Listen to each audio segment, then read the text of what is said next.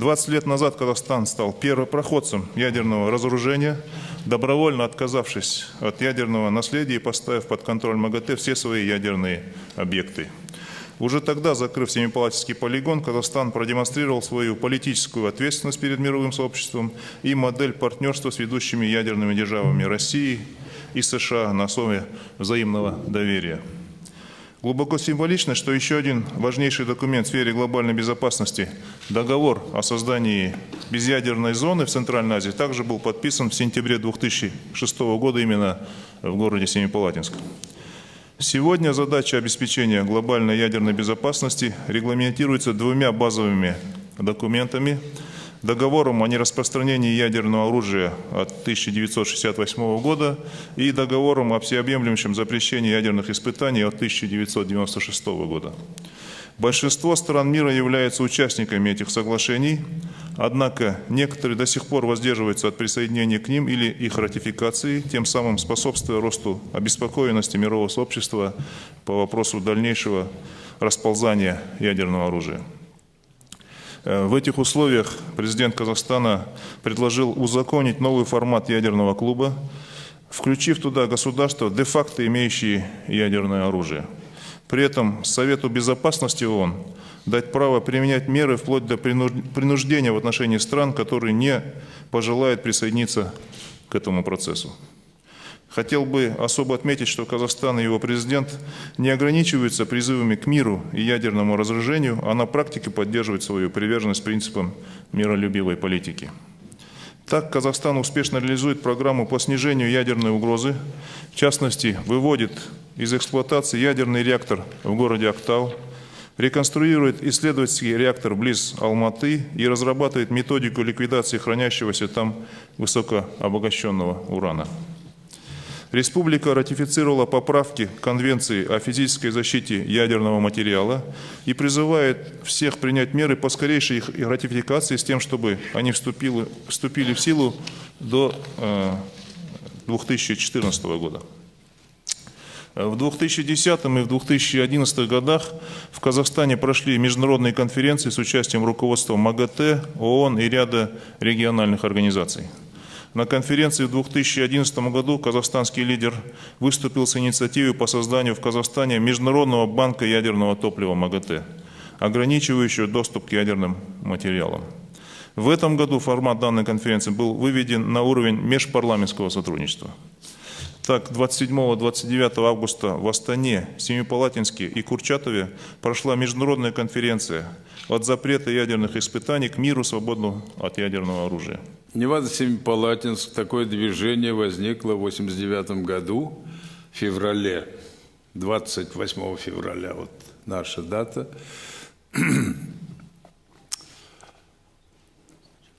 Почему мы называли наше движение Невада-Семипалатинск, а не просто Семипалатинск? Потому что мы до этого выступали против испытаний в Неваде. Но это было бесполезно. Тогда я предложил, давайте начнем с себя. Мы остановим Семипалатинск, тогда остановится и Невада. Они же как сиамские близнецы. Один заболеет, и другой, и другому не поздоровится. Вот. И эта тактика себя оправдала. Уже в 1989 году нас было в Казахстане уже несколько сот тысяч. Это было самое массовое антиядерное движение. Это первое советское антиядерное движение. Образовалось по нашему типу движение в России «Невада. Новая земля». И вот мы совместно тогда остановили из 18 взрывов, запланированных на Семипалатинском полигоне, 11 остановили, только 7 удалось произвести. Вот, и последний взрыв раздался 19 октября 1989 года. Тогда мы подняли 130 тысяч шахтеров Караганды, которые объявили, что будет бессрочная забастовка, если продолжится серия испытаний. И я приехал на Верховный Совет, заседание Верховного Совета с резолюцией этой, выступил и призвал Верховный Совет проголосовать за резолюцию. И резолюция эта была проголосована. Председателем тогда был Горбачев Верховного Совета. 20 ноября 1989 года такое постановление было. Правительству СССР рассмотреть вопрос о закрытии Семипалатинского полигона. Вот. Все, испытания прекратились и на Новой Земле, естественно, и в Семипалатинске. Правительство рассматривало очень долго, но взрывов уже не было. И в 1991 году, 29 августа, уже президент Казахстана Нурсултан Назарбаев подписал указ о закрытии Семипалатинского полигона. И в 1992 году остановились испытания в Неваде. Тогда и Англия, и Соединенные Штаты вышли из испытаний, потому что там на этом полигоне проводились работы и Англии, и Соединенными Штатами. Потом уже на атолле Маруруа Франция остановила свои испытания в Тихом океане. И самые последние, конечно, китайцы. В 1996 году в Лабноре прекратили испытывать. И так 5 полигонов остановили. И они до сих пор молчат. Более 1000 взрывов не прозвучало за это время. Вот. И оздоровление какое-то произошло в природе. Вот. Но эта работа продолжается. И очень важно, что президент Казахстана очень активно участвует в этой работе. Вот. И вот недавняя конференция об этом свидетельствует. Вот 29 августа – это наша дата. Потому что 29 августа 1949 года первый взрыв на Семипалатинском полигоне произошел. Вот. И 29 августа 1991 года вышел указ о закрытии. Вот. И сейчас уже Организация Объединенных Наций объявила этот день Международным днем запрещения или борьбы, или протеста против ядерных испытаний. На протяжении всего периода независимого развития Республики Казахстан одним из основных приоритетов внешнеполитического курса было участие в глобальном процессе ядерного разоружения, нераспространения и контроля над вооружениями. И основы данной политики были заложены еще до распада СССР, когда руководство Казахстана в лице президента Назарбаева поддержала народное антиядерное движение Невада-Семипалатинск во главе с многоуважаемым Улжасом Умаровичем. И 29 августа, как уже отмечалось, 1991 года был закрыт этот смертоносный объект. После распада СССР Казахстан, как известно, стал обладателем 4-го по величине в мире ракетно-ядерного арсенала. И, казалось, обладание ядерным оружием служит для Казахстана гарантией национальной безопасности, дает вожделенный международный престиж, предоставляет весомый аргумент во взаимоотношениях с ведущими державами и региональными соседями.